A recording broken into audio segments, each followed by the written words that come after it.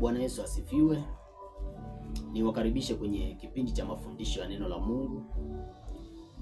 Na siku ya leo ningependa nifundishe kuhusiana na siri katika ulimwengu wa kiroho.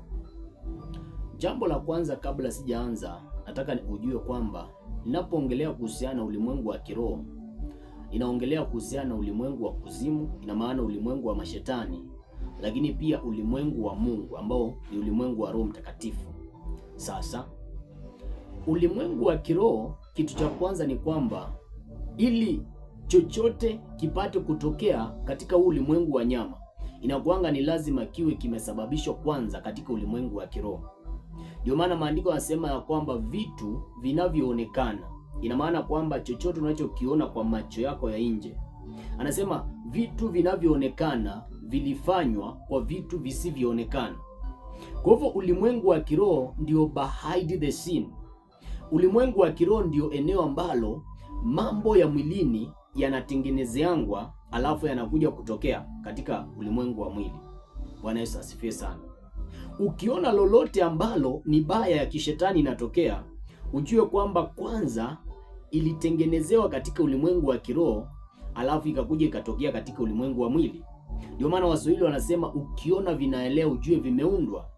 Nani aliunda na aliunda wakati gani? Utajua mwenyewe. Bwana Yesu asifiwe sana. Maana inawezekana aliunda usiku na hukumuona alipokuwa anaunda, ndio maana haukumuona aliyeunda. Bwana Yesu asifiwe sana. Sasa unakutana na Yesu hapa, anakutana na kipofu mmoja ambaye anaitwa Batimayo. Anamwambia imani yako imekuponya. Lakini huyo Yesu anakutana na kipofu mwingine ambaye yule kipofu ni kama Batimayo tu, wote hawaoni. Lakini huyu kipofu wa pili anampaka tope kwenye macho, alafu yule kipofu anaona. Unaanza kuuliza, kwa nini Yesu ametumia formula mbili tofauti wakati ule shida ni moja tu ambayo inafanana? Kwa sababu katika ulimwengu wa kiroho ama ulimwengu wa kiroho unaongozangwa na sheria fulani na kuna kanuni fulani ambazo ni za kusababisha vitu katika ulimwengu wa mwili. Labda kunawezekana yule kipofu Batimayo kilichokuwa kinamfanya asije akaona ni kwa sababu imani yake, hakuna mtu ambaye alikuwa amepatikana wa kumtangazia kwamba imemponya. Ndio maana Yesu anasema ya kwamba Roho wa Bwana yu juu yangu, kwa maana amenituma kuwatangazia vipofu kuona tena. Yaani sio kuwawekea mikono ama sio kuwaombea wapate kufanya nini, wapate kuona, lakini ni kuwatangazia. Kwa hivyo yule kipofu Batimayo kumbe alikuwa amekosa mtu tu wa kumtangazia kwamba ameona. Lakini huyu kipofu mwingine katika ulimwengu wa kiroho alikuwa hajaumbiwa macho. Ndio maana utaona Yesu anatumia undogo wa ardhi, anamuumbia macho mengine, anapuliza pumzi yenye uhai. Maana alipotema mate, ni bila shaka pumzi ilitokea katika yale mate. Kwa hivyo akamuumbia huyu kipofu macho mengine kwa sababu aliumbwa akiwa hana macho. Bwana Yesu asifiwe sana. Kwa hivyo hauwezi ukasababisha chochote katika ulimwengu wa mwili kama hujajua ni nini ambacho unapaswa kufanya katika ulimwengu wa kiroho, ndio mambo yaje kutokea katika ulimwengu wa kimwili. Bwana Yesu asifiwe sana. Ukiona mtu yoyote ambaye amefanikiwa, ujue kwamba huyo mtu kwanza kuna kanuni fulani, kuna sheria fulani ambazo alizijua katika ulimwengu wa kiroho, alafu akazifuatisha zikampa matokeo katika ulimwengu wa mwili. Nchi yoyote ama taifa yoyote ama niseme eneo lolote ambalo kuna umaskini, ujue kwamba ule umaskini uko na sababu. Ujue kwamba ile eneo ni maskini kwa sababu katika ulimwengu wa kiroho kuna kitu kilifanywa mpaka hii eneo ikatokea kuwa maskini.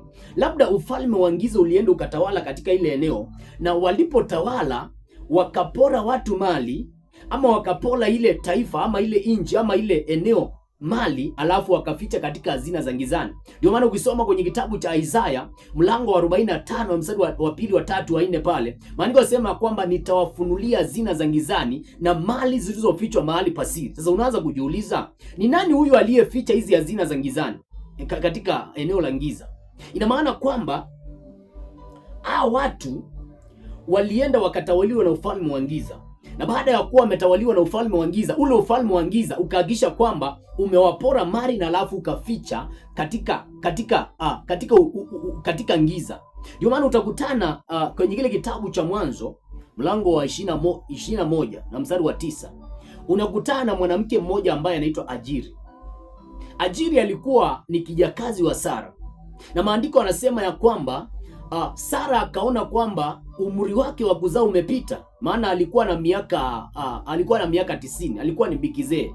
Akaangalia kulingana na kawaida ya mwanadamu kwamba miaka yake imepita ya kuzaa, amepita wakati wa kuzaa, amefika wakati wa menopause. Kwa hivyo akamwambia Ajiri ambaye alikuwa ni kijakazi wake, alikuwa ni mfanyikazi wake, akamwambia Ibrahimu kwamba chukua huyu kijakazi wangu ili ukapate kujipatia mtoto kupitia kwa huyu kijakazi. Na yule Ajiri kwa sababu alikuwa ni mfanyikazi akakubali lile jambo. Maandiko yanasema kwamba wakati ule Ibrahimu alikuwa na miaka 100. Naye Sara alikuwa anachezea miaka 70 mpaka miaka 90 pale. Bwana Yesu asifiwe sana. Akapatikana mtoto ambaye anaitwa Ishmael. Sasa baadaye ndio Sara naye anakuja anapata mtoto. Sasa maandiko yanasema ya kwamba Sara akaona huyu mtoto ambaye anaitwa Ishmael kwamba ameanza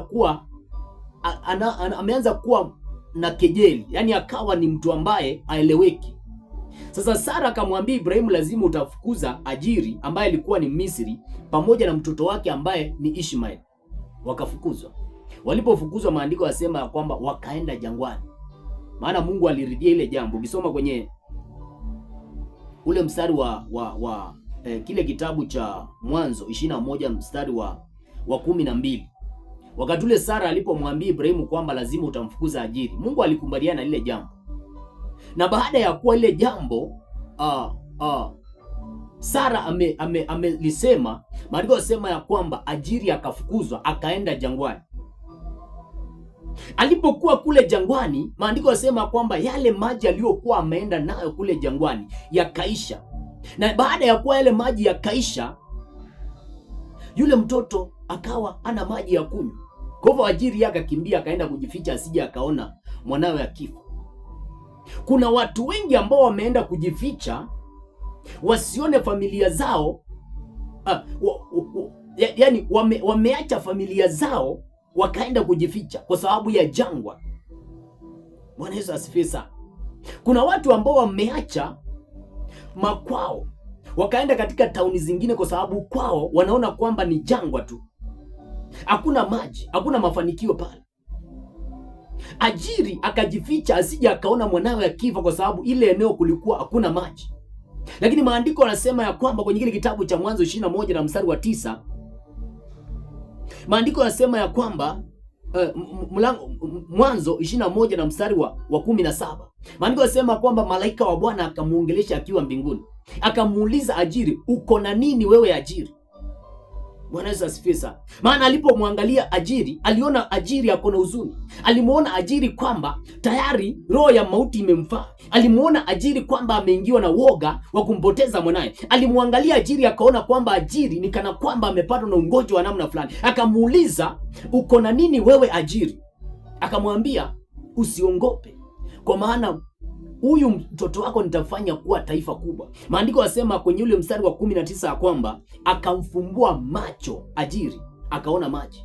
Kwenye ile jangwa ambao watu walikuwa wameaminishwa kwamba ni jangwa, wakati ule ufalme wa kiroho ulipo intervene, wakati ule malaika alipoingilia katika ile jangwa, maandiko yasema ya kwamba hakuchimba kisima katika jangwa, lakini alimfungua macho Ajiri akaona maji. Bwana Yesu asifiwe sana. Alimfungua macho Ajiri, hakuchimba kisima katika ile eneo ambao watu wengi walikufa, katika ile eneo ambalo Ajiri alikimbia akamwacha mtoto wake, katika ile eneo ambalo watu walikuwa wanaliacha wakisema ni jangwa, wanaenda kuajiriwa na Wahindi, katika ile eneo la Kitui ambao watu wakiangalia wanaona jangwa. Maandiko yasema kwamba wakati ule Ajiri alipofunguliwa macho aliona maji. Kuna watu ambao wanahitaji wafunguliwe macho, waanze kuona mambo kitofauti. Kuna watu ambao wanafaa kuunganishwa na ulimwengu wa kiroho ili kwamba ulimwengu wa kiroho wapee sheria ama kanuni za mafanikio.